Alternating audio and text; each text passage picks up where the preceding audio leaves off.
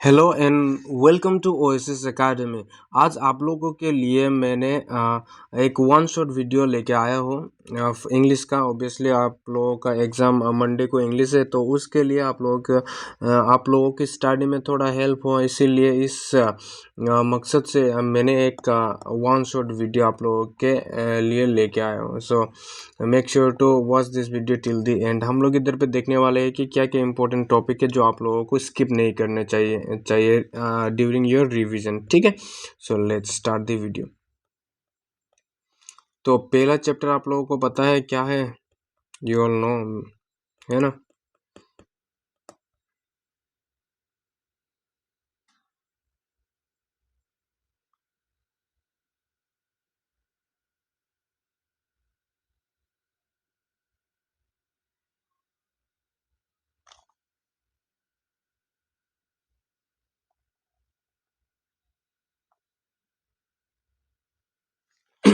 Okay, the first chapter is a letter to God. सबसे पहले इसमें याद रखने वाला इम्पोर्टेंट चीज़ है, ये है राइटर का नाम। किसने, who wrote the story a letter to God, किसने लिखा था? G L Fuentes. ये याद रखना आप लोगों को, ये इम्पोर्टेंट है, ये आता भी है कभी कभार। ठीक है, इम्पोर्टेंट है कभी कभार, मतलब ये याद तो रखना ही पड़ेगा आप लोगों को। और दूसरा चीज़, याद रखने वाला चीज़ क्या क्या हो सकता है वो देख लेते हैं। और ये देखो, word meaning is very important. Crest का मतलब क्या होता है? Top of a hills. ठीक है, and the only one in the entire valley. तो इंटायर का मतलब भी आता है, इंटायर का मतलब क्या होता है, ये भी याद रखना। ठीक है, will is set on the crest. Crest का मतलब कि, और एक चीज सवाल क्या बनता है कि हाउस कहाँ लोकेटेड था? कहाँ लोकेटेड था? Set on the crest of a low hill. कहाँ पे था? क्रेस्ट ऑफ अ लो हिल पे था, ये भी याद रखना। ठीक है, क्रेस्ट का मतलब टॉप ऑफ अ हिल्स, ये याद रखना। और एक चीज है, the only thing the earth needed was a downpour और एटलीस्ट अ शावर। क्या चाहिए था? डाउनपोर और एटलीस्ट अ शावर चाहिए था, ये याद रखना आप लोग। ठीक है, एंड ऑब्वियसली उसके बाद तो उतना ज़्यादा खास इम्पोर्टेंट नहीं है। Feels intimately had done nothing else but see the important. और उसके बाद, और ये याद रखना, the women who was preparing supper, ये याद रखना। ठीक है, मतलब कि लेंचो की वाइफ क्या कर रहे थे? सी वॉज प्रिपेयरिंग फॉर सफ़र। सफ़र, ये याद रखना। ठीक है, वो क्या कर रहे थे, ये याद रखना आप लोग। एंड उसके बाद ड्रेप्ट का मतलब याद रखना। ड्रेप्ट means what?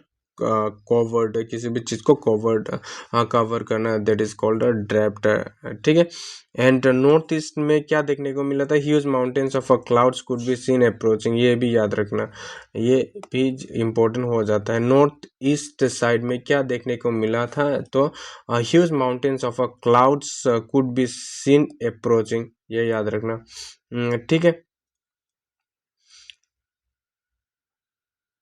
These aren't raindrops from the sky, they are new coins. Big drops are 10 Saint, याद रखना। हाँ, बिग ड्रॉप्स को कितना कितना सेंट के साथ कंपेयर किया गया है? 10 सेंट के साथ। एंड द लिटिल ड्रॉप को, मतलब कि वाटर की बूंद बूंद है ना, जो तो छोटा सा बूंद को 5 सेंट के साथ कंपेयर किया गया है। तो big one is compared with 10 cent and the small one is compared with 5 cent, ये भी याद रखना आप लोग। ठीक है, उसके बाद और देख लेते हैं क्या क्या है आप लोगों को इम्पोर्टेंट है। With the rain very large hailstorm began to fall. अचानक, सडनली क्या हुआ, ये भी याद रखना। Suddenly strong wind began to blow and along with the rainy very large hailstorm began to fall.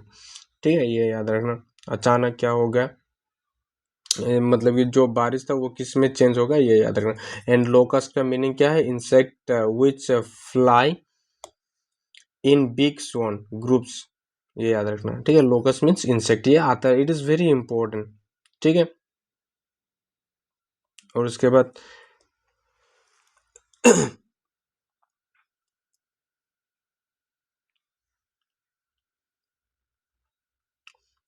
What did Lencho hope for? Lencho hope for what, downpour और downpour at least shower, या फिर rain, ये rain है ना।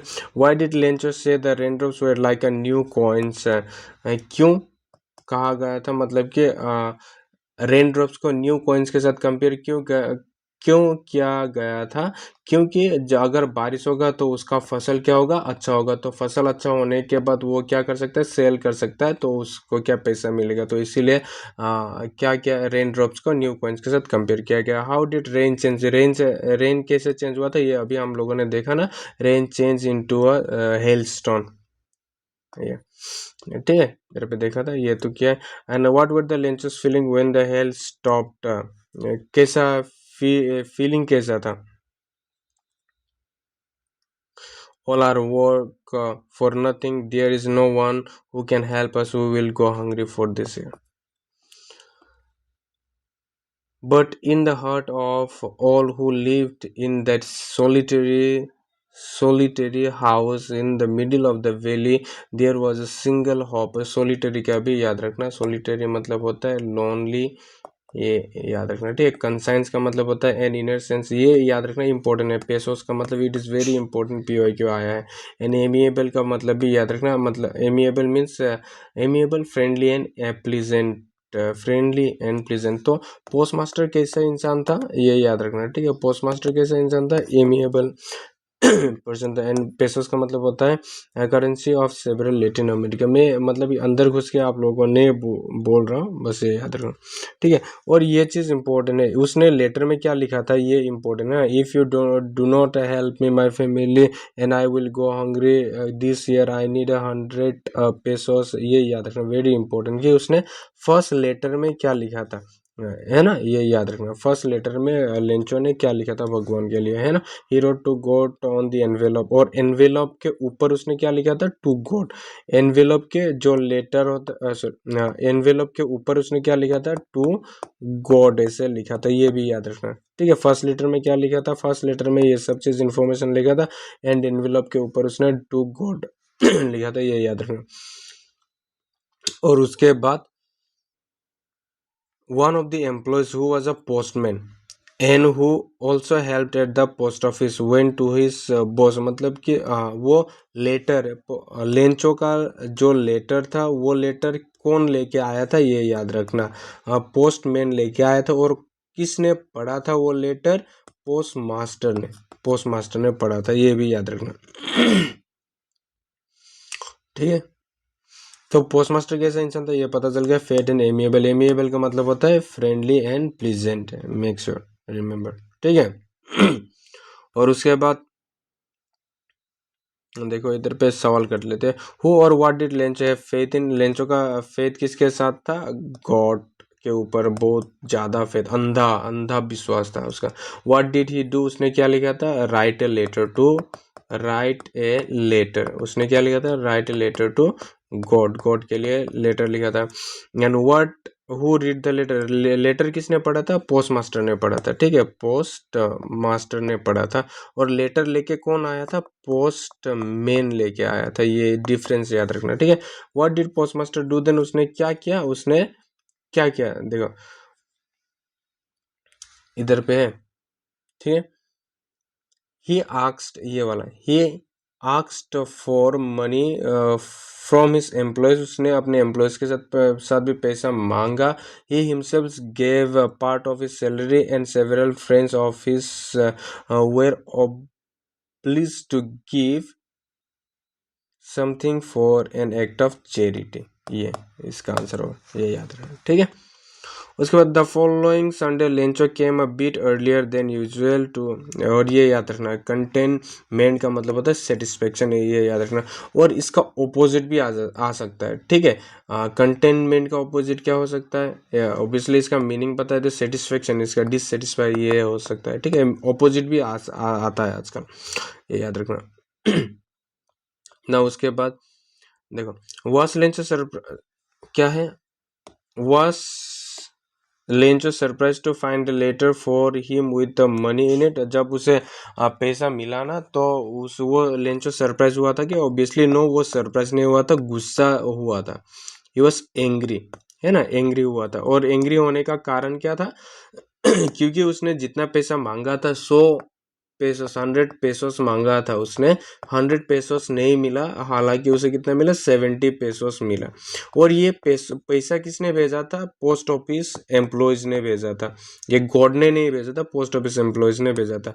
और Lencho को लगा कि जो मतलब कि भगवान ने भेजा पैसा, उनमें से 100 में से कितना, 100 में से 30 pesos were taken by the post office employ. जो पोस्ट ऑफिस एम्प्लॉयज थे उन लोगों ने 30 पेसोस तो ले गया, तो इसलिए वो गुस्सा था, वो सरप्राइज नहीं हुआ था, ऐसा था। And what made him angry? और एंग्री क्यों हुआ? यही यही कारण था एंग्री, है ना। और सेकेंड लेटर में उसने क्या लिखा, ये चीज याद रखना आप लोग, ठीक है। और जब पैसा मिला ना, तो सेकेंड लेटर में उसने क्या लिखा, ये चीज याद रखना। तो God, it said, God, of the money that I asked for, only 70 pesos reached me. Send me the rest of the money since I need it very much, but don't send it to me through the mail because the post office employees are a bunch of crooks. ये याद रखो,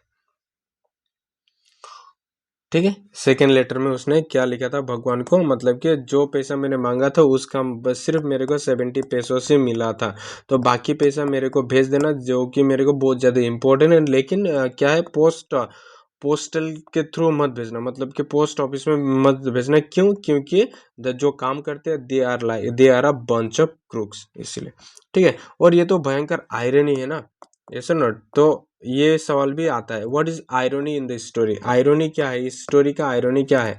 आयरोनी ये है कि देखिए, जो मतलब कि लेंचो ने क्या है, जो ऊपर वाला मतलब कि गॉड को उसने लेटर लिखा था, है ना। गॉड को लेटर लिखा था कि मेरे को कितना पैसे, 100 पेसोस चाहिए, ऐसा बोल के लेटर लेटर लिखा था। और उससे पैसा मिला भी, कितना मिला? 70 पेसोस मिला। 100 पेसोस नहीं मिला, लेकिन 70 पेसोस मिला। फिर भी मतलब कि उसने और ये पैसा किसने दिया था? ये पैसा दिया था पोस्ट ऑफिस एम्प्लॉयज ने दिया था, ताकि उसका जो भगवान के ऊपर जो विश्वास है वो ना टूटे, है ना। इसीलिए उन लोगों ने मतलब कि उसे पैसा भेजा था। लेकिन लेंचो को क्या लगा कि जो पैसा मतलब कि उसे मिला वो भगवान ने ही भेजा था, 100 पेसों से भेजा था, लेकिन जो 30 पेसों से वो मतलब कि पोस्ट ऑफिस एम्प्लॉयज ने रख दिया। तो ये हुआ हमारा आयरोनी। जिसने हेल्प किया था उसी को उसने क्या किया, बंच ऑफ क्रूक्स बोल दिया, ठीक है। ये हुआ आयरन। तो ये सारा चीज आप लोगों को याद रखना, जो जो word meaning is very important, ठीक है। तो क्वेश्चन नंबर 1 है, what does who does Lencho have faith in? Obviously God. Which sentence in the story tell you this? जो पहले ही देखो ना,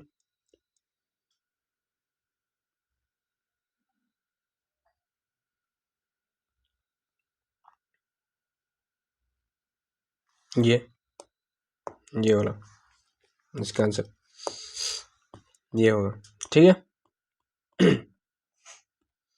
and why does the postmaster send money to Lencho? क्यों?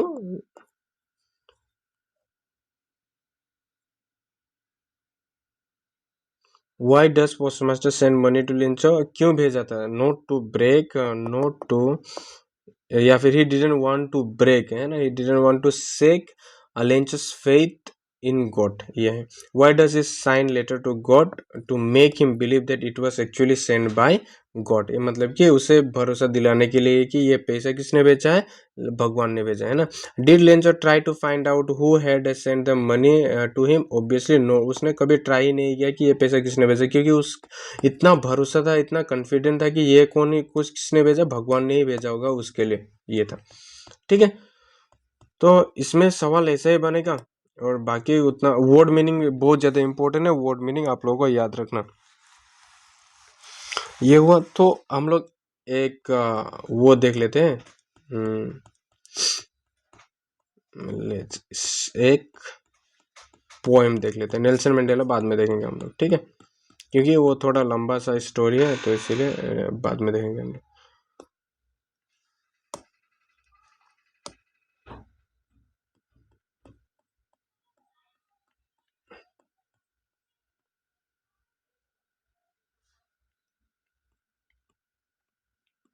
कहाँ है?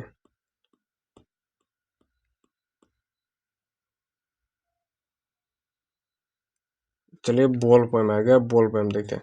सो अभी हम लोग क्या देखेंगे, कौन सा पोएम देखेंगे, बोल पोएम है ना ये। तो मतलब कि न्यूली एडेड पोएम है ना, सिर्फ 2 साल ही हुआ है ये ऐड हुआ, तो ये इम्पोर्टेंट है, जो ये पोएम थोड़ा इम्पोर्टेंट हो जाता है आप लोगों के लिए।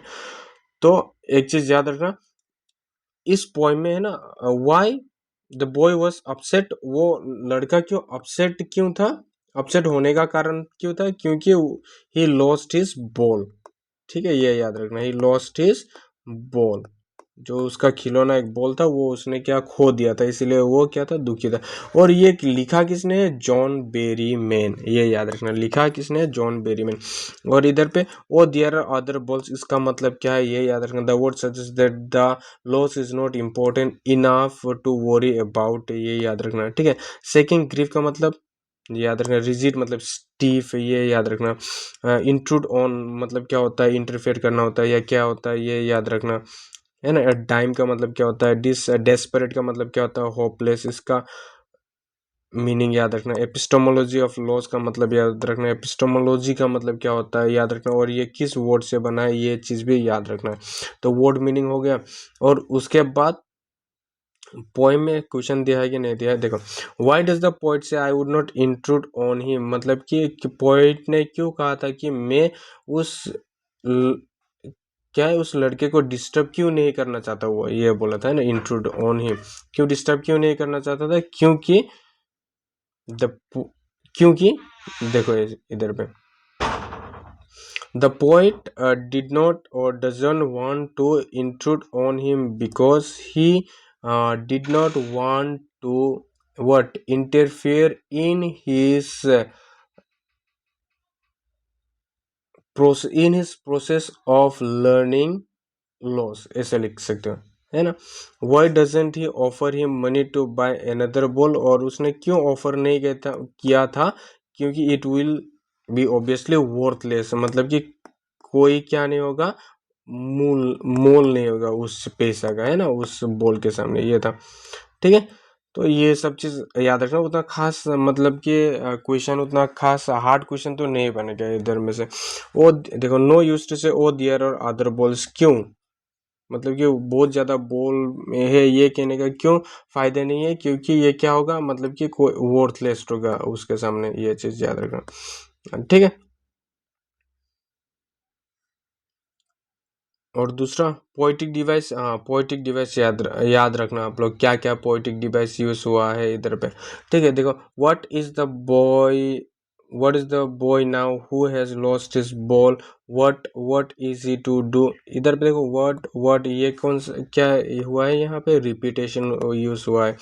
Merrily bouncing down the street and merrily over, merrily start हुआ है, मतलब दो दो एक कंजुगेटिवली ये क्या हुआ है, रिपीट हुआ है, तो ये हुआ हमारा एनाफोरा, ये याद रखना, ये क्या हुआ, एनाफोरा, इसे कहते हैं एनाफोरा। इससे दो लाइन में अगर सेम सेम वर्ड रिपीट हुआ तो उसे कहते हैं एनाफोरा कहते हैं। ठीक है, ये याद रखना, नो यूज टू से oh there balls ultimate सेकिंग grief.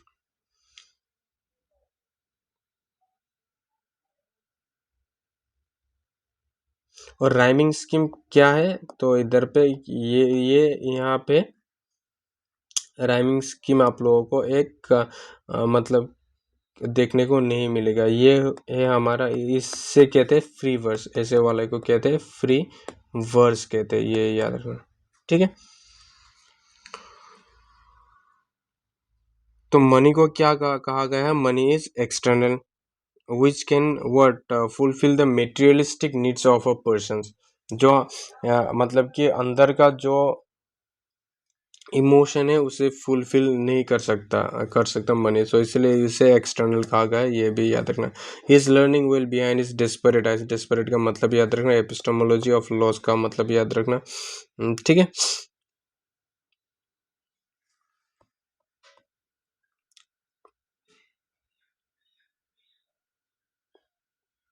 तो ये वाला देखो, तो question number 3, what does in the world of position means, मतलब कि वर्ल्ड ऑफ पोजीशन मीन्स का मतलब क्या है, कि it means that the world is full of materialistic needs, ऐसे लिख सकते हो, full of materialistic wants, full of materialistic things, ऐसे लिख सकते हो आप लोग। ठीक है, इसका answer, do you think the boy has lost, ना ऐसा इंपॉर्टेंट तो खास नहीं है। व्हाट इज द पोइट से the boy is learning from the loss of the ball, मतलब कि जब उसने बॉल खोया था तो उससे वो क्या सीख रहा है, epistemology of loss, understanding the nature of loss, कि किसी न किसी, हाँ, हमें कुछ ना कुछ, मतलब जो हमारे जितना भी नज़दीक है उस चीज़ को हमें खोना है, ये चीज़ वो सीख रहा है। ठीक है, तो ये मैं डिटेल्स में नहीं जा रहा है क्योंकि बस आप लोगों को ऊपर ऊपर में दिखाना चाहता है कि क्या क्या हुआ है इसमें। ठीक है, तो ये हुआ द बॉल पोएम, याद रखना किसने लिखा है, जॉन बेरी मैन, ये याद रखना। एंड डेस्परेट का मतलब, एपिस्टेमोलॉजी ऑफ लॉस का मतलब ये याद रखना। इंट्रूड का मतलब, डाइम का मतलब क्या होता है, what does the word dime mean, dime का मतलब क्या था, वो चीज़ याद रखना। Now let's talk about the poem a tiger in the zoo. A tiger in the जू क्या है, ये पहला ही ये इम्पोर्टेंट है, ऑब्वियसली ये किसने लिखा है, Leslie Norris, written by Leslie Norris, very important, याद रखना। तो इस पोएम में क्या क्या दिखाना चाहता है पोएट, है ना, अगर ऐसा सवाल आए, what does the what did or sorry ऐसा आ सकता है, what did the poet want to convey in this story or the portrait in this story, ये लिखना।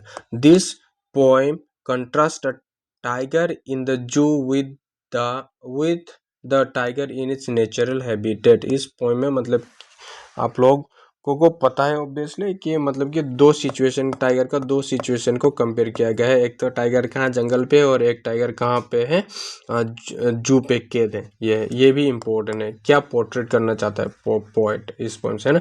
He talks in his vivid stripes, जो सबसे पहले हम लोग पोएटिक डिवाइस देख लेते हैं इस पोएम का, टाइगर इन द जू का पोएटिक डिवाइस क्या क्या है ये देख लेते हैं। तो पहले लाइन में आप लोगों को S and S repetition repeat हो रहा है, तो ये हुआ हमारा, अगर क्या है कंसोनेंट रिपीट हो रहा है तो ये होता है एलिटरेशन, आप लोगों को पता है। ठीक है, एलिटरेशन होता है। द फ्यू स्टेप्स, केज का मतलब क्या होता है, केज मीन्स, केज का मतलब क्या है, आप लोगों को याद है,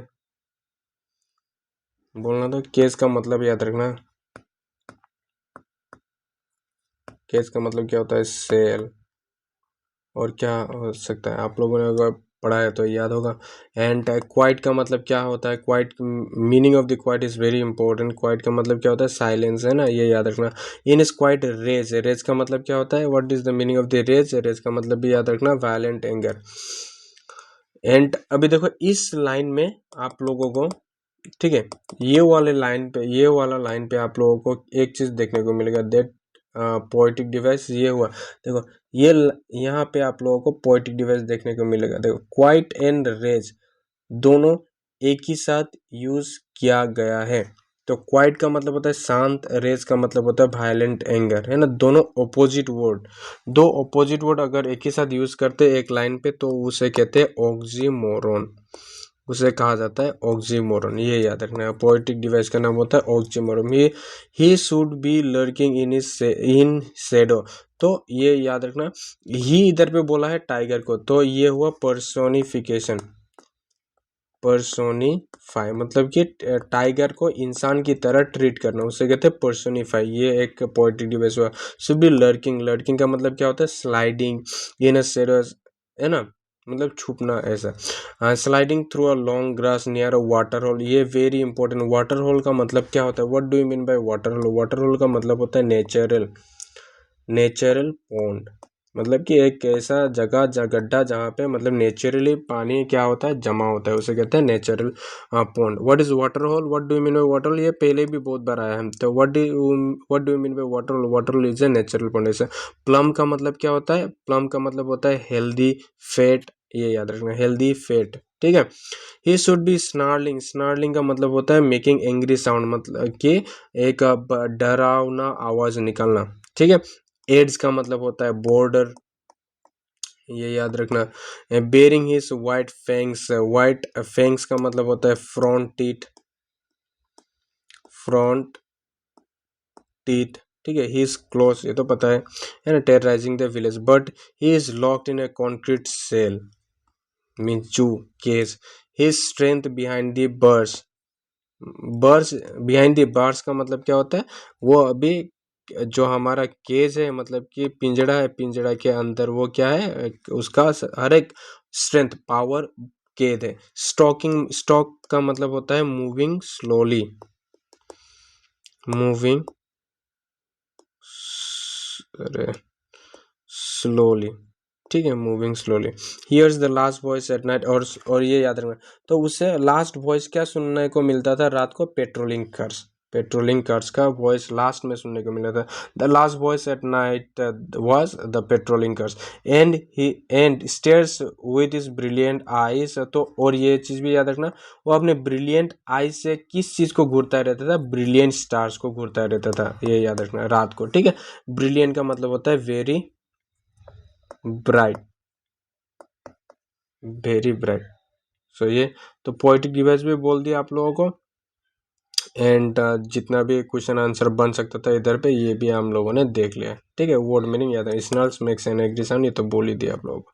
खास क्वेश्चन आंसर नहीं दिया है, जो होगा वहीं से आएगा, जितना मैंने बोला वहीं से आएगा, बाकी कुछ इधर उधर से नहीं आएगा, ठीक है।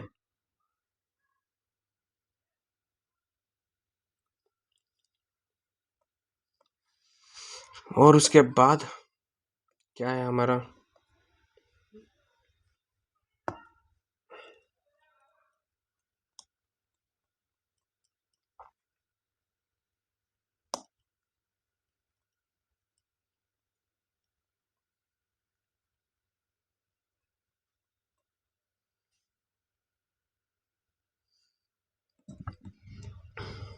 तो अमंडा देख लेते हैं। अमंडा लिखा किसने, ये भी याद रखना, very very very important, Robin Klein, written by Robin Klein. और सबसे पहले इंपॉर्टेंट चीज हो गई, वर्ड मीनिंग इंपॉर्टेंट हो जाता है। लैंग्वेज का मतलब होता है रिलैक्स्ड, काम, है ना ये, एंड ड्रिफ्टिंग, मूविंग स्लोली, याद रखना। Patterns means make patterns, tranquil का मतलब होता है काम। तो ये लैंग्वेज और ट्रैंक्विल में याद रखना, ठीक है। एक language means relaxed and tranquil means काम, ये हुआ, ठीक है।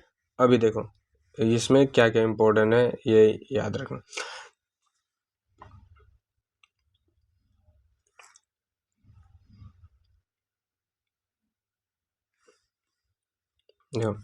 डोंट बाइट योर नेल्स अमंदा, जब उसकी मम्मी है ना, फर्स्ट पैराग्राफ उसकी मम्मी बोल रही है, सेकंड पैराग्राफ उसकी इमेजिनेशन, अमंडा की इमेजिनेशन है, फिर थर्ड पैराग्राफ उसकी मम्मी बोल रही है, फिर इमेजिनेशन, ये सब चीज़ चल रहा है, ठीक है। मम्मी और अमंडा, अमंडा और उसकी मम्मी के बीच का रिलेशनशिप बोल रहा है। तो अमंडा को चाहिए था फ्रीडम, उसकी मम्मी उसकी फ्रीडम के ऊपर पर्दा डाल रही है, चीज़ें, ठीक है। जैसे कि आप लोगों का होता है, don't bite your nails Amanda, don't hunch your shoulder Amanda. ये देखो डोंट डोंट रिपीट हो रहा है, तो इससे क्या कहलाएंगे हम लोग? एनाफोरा, एनाफोरा याद रखना। एनाफोरा का मतलब होता है दो सेंटेंस में रिपीट। अगर इसी में डोंट डोंट एक ही सेंटेंस में अगर डोंट डोंट रिपीट हो रहा है तो वो होगा रिपीटेशन होता, याद रखना, ठीक है।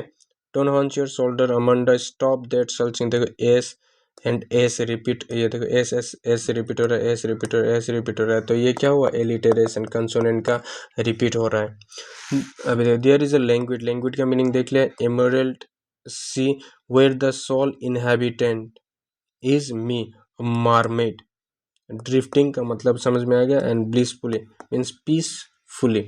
इमरल्ड मतलब होता है ग्रीन, ठीक है, ये याद रखना। Did you finish your homework Amanda, did you, ये सभी याद रखना। Did you tidy your room, तो आई थॉट आई रिपीट हो रहा है, तो ये क्या हुआ हमारा? रेपिटेशन हो रहा है। तो और अगर देखो ना टी भी रिपीट हो रहा है, ये चीज़ भी याद रखना, रेपिटेशन, कंफ्यूज नहीं होना है आप लोगों को। तो I am N orphan roaming the street, वो उसने, अभी देखो पहले कि उसने खुद को किसके साथ कंपेयर किया? एक मरमेड के, जल परी के साथ कंपेयर किया। अभी अमंडा किसके साथ कंपेयर कर रही है खुद को? एक ऑर्फेन, अनाथ के साथ कंपेयर कर रहे। और अनाथ क्या कर, अगर वो अनाथ होती तो क्या करती? वो रोमिंग द स्ट्रीट, मतलब कि ऐसे ऐसे रास्ते पे ऐसे घूमती घूमती रहती है। आई मेक पैटर्न्स, वो अपने खुले पैर के पैर से वो क्या करती है? निशान बनाती रहती थी धूल में, है ना, bare feet. The silence is golden, ये याद रखना, silence is golden, the freedom is, ये इंपॉर्टेंट है। तो इसमें कौन सा पोएटिक डिवाइस यूज हुआ है? मेटाफोर यूज हुआ है, मेटाफोर। मेटाफोर कैसे यूज हुआ है? देखो साइलेंस को किसके साथ कंपेयर किया है? गोल्डन के साथ। एंड फ्रीडम को किसके साथ कंपेयर किया है? स्वीट के साथ से किया गया है, तो इसीलिए मेटाफोर। तो अगर इधर पे साइलेंस इज लाइक गोल्डन ऐसा होता तो वो सिमिली हो जाता, तो ये सब चीज आप लोगों को पता है, ठीक है। Don't eat that chocolate Amanda, remember your acne Amanda, उसे चॉकलेट ना खाने के लिए क्यों बोल रही थी? बिकॉज ऑफ द एक्नी, ये भी याद रखना। Will you please look at me when I am speaking to you Amanda, ये I am Rapunzel I have not care, अभी फिर वो अपने दुनिया में खो गई अमंदा दीदी। आई एम रपुंजल, वो क्या है, अभी एक रपुंजल है, ठीक है। न आई हैव नॉट केयर, मैं किसी को क्या, मेरे किसी को परवाह नहीं करती। लाइफ इन टावर, वो कहाँ रहती है, एक टावर में रहती है। ट्रैंक्विल एंड रेयर, वो क्या होता, मतलब कि एकदम काम होता, एंड रेयर होता, ठीक है। पीस विदाउट, मतलब कि इंटरफेरेंस नहीं है ना किसी का, डिस्टरबेंस नहीं है किसी का। तो I will certainly never let my let down my bright hair, और ये मतलब कि जो गलती रपुंजल ने किया था वो मैं कभी नहीं करती, ये बोल रहे। तो मैं कभी भी अपनी तो लंबी सी चूल कभी भी नहीं छोड़ती। क्यों? क्योंकि जब रपुंजल अपनी चूल को छोड़ती तो यहाँ से क्लाइंब करके लोग उड़ जाते थे उस टावर पे। तो ये वाला गलती वो दोहराना नहीं चाहते थे, ठीक है। स्टॉप देयर सल्किंग, ये देखो स्टॉप, एस एंड एस, ये भी एलिटरेशन स्टार्ट हो रहा है। You are always so moody Amanda, anyone would think I that I nagged at you Amanda. तो अभी देखो इधर पे भी क्या चीज है, आयरनी। आयरनी कैसे पोर्ट्रे हुआ है, देखो वो कहती है, मम्मी कहती है कि जब मैं तुमसे बात कर रही हूँ तो मेरे चेहरे पे देखो ना, मतलब कि लोग सोचते हैं कि मैं तुम्हें क्या कर रही हूँ, नेग कर रही हूँ। तो ये सोचते हैं, लेकिन एक्चुअली में वो कर ही रही थी, है ना। What constantly pressurize her or try to control her, and she used to tell her what to do, what not to do, this and that thing. So obviously she was curtailing Amanda's freedom, है ना। फिर भी वो कहती थी कि मतलब कि जब मैं तुमसे बात कर रही हूँ तुम मेरे चेहरे पे नहीं देखते हो, इतना मूडी होके रहते हो कि सब लोग सोचते हैं कि आई नेग्ड यू। तो ये तो देयर इज अ आयरनी, ठीक है, ये याद रखना। How old do you think अमंदा? अमंदा is a teenage, obviously teenage है। उसे बोलना पड़ता है कि होमवर्क करो, रूम साफ करो, चॉकलेट मत खाओ, तो इसीलिए क्या है, टीनेज है। And how do you no this, यही कारण उसे मम्मी बोलती थी कि ये करो वो करो, ये सभी लिखना है। And who do you think this the think is speaking to her, मतलब वो किसके साथ बातें कर रही थी या कौन बातें कर रहे थे, मदर, ठीक है। Why are stranger to for, not important. Who is the speaker in this, ये आप लोगों को पता ही है, देख लोगे तो पता चल जाएगा। What could Amanda do if she were a mermaid, हाँ इंपॉर्टेंट, अगर वो मरमेड होती तो वो क्या करते, देखो इधर पे दिया गया है।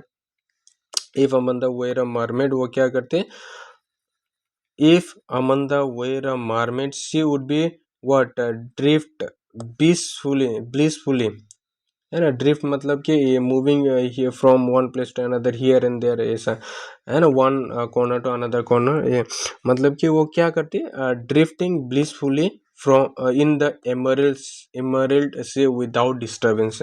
If she were a mermaid she would be drifting blissfully in the emerald sea without any disturbance, ये लिखना है ना। Is Amanda an orphan? No. Why does it say so? Because of the constant nagging by his mother, ये लिखना। Do you know the story of Rapunzel? Yes I know the story of Rapunzel, ये लिखना ही पड़ेगा। And why does she want to be Rapunzel, क्यों, इधर पे आप लोगों को दिखाई है ये वाला। And what does the girl yearn for freedom, what does this poem tell you about the Amanda? Amanda एक कैसी इंसान थी, ये पता है आप लोग, ट्राई, ठीक है, ठीक।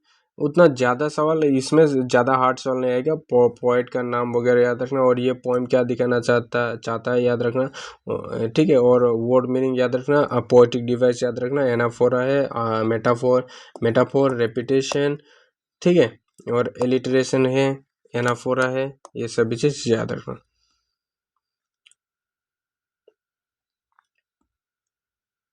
अमंडा रिपीटेशन है, ये देखो डीड यू ये भी रिपीटेशन है, ये भी क्या हुआ, एनाफोरा हुआ, ठीक है, ये भी एनाफोरा हुआ। ये सब चीज़ आप लोग याद रखना, ठीक है। अभी दूसरे पे मूव करते हैं।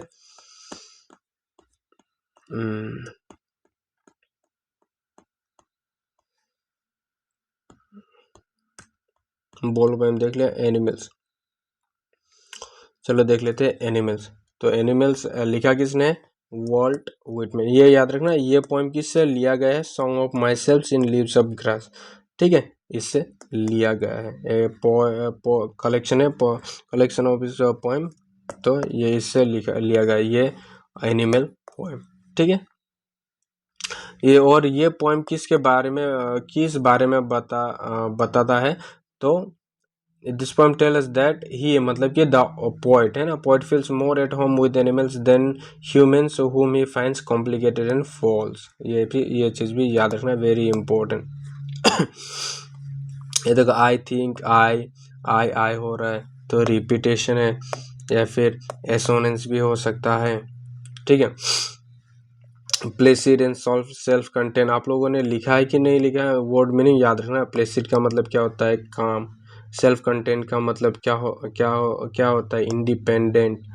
ये सब चीज़ आप लोगों ने आई होप लिखा होगा, तो इम्पोर्टेंट है, याद रखना। ठीक है, अभी इधर पे देखिए, दे डू नॉट, ये क्या हुआ हमारा, बोलिए तो अभी हम लोगों ने किया था, ये होता है एनाफोरा, है ना, एनाफोरा, ये भी याद रखना।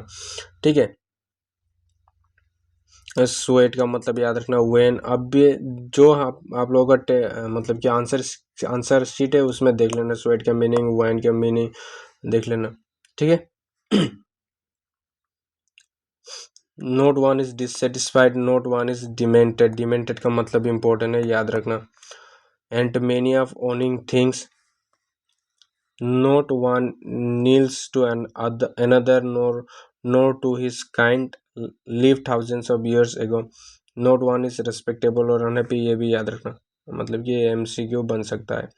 नोट वन इज रिस्पेक्टेबल, कोई भी मतलब एक दूसरे को रेस्पेक्ट नहीं करता है, रिस्पेक्टेबल आप अपने बीच में नहीं होता है, और मतलब दुखी भी नहीं होते वो लोग पूरे दुनिया में। so they show their relations to me, I accept them, they bring me the tokens, मतलब क्या होता है, बोलिए तो, tokens means what, qualities, myself, I wonder where they get those tokens, did I pass।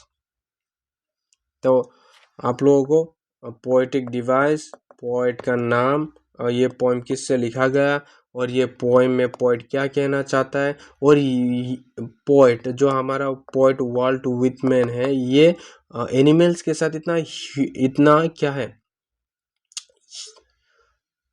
Home वाला feel क्यों, मतलब अपना वाला क्यों फील करता है, बिकॉज उसने पाया कि ह्यूमंस आर कॉम्प्लिकेटेड, एकदम क्या है वो कठिन, मतलब समझना ही मुश्किल होता है उन लोगों को, और दे आर वेरी फॉल्स, वो मतलब कि सच्चा नहीं होता है, इसलिए तो लिख लेना क्वेश्चन आंसर। अगर आप लोगों ने किया है तो देख लेना, इम्पोर्टेंट उतना ज़्यादा इसमें आप लोगों को देखो, अगर सच बात बोलो तो इसमें ये इनमें से उतना खास सवाल नहीं बनेगा। ठीक है, जो इधर पे दिया गया है, तो वर्ड मीनिंग इम्पोर्टेंट है, उसके बाद पोइटिक डिवाइस इम्पोर्टेंट है, ये सारा चीज़ इम्पोर्टेंट हो जाता है इसमें, बाकी चीज़ उतना ज़्यादा इम्पोर्टेंट नहीं है।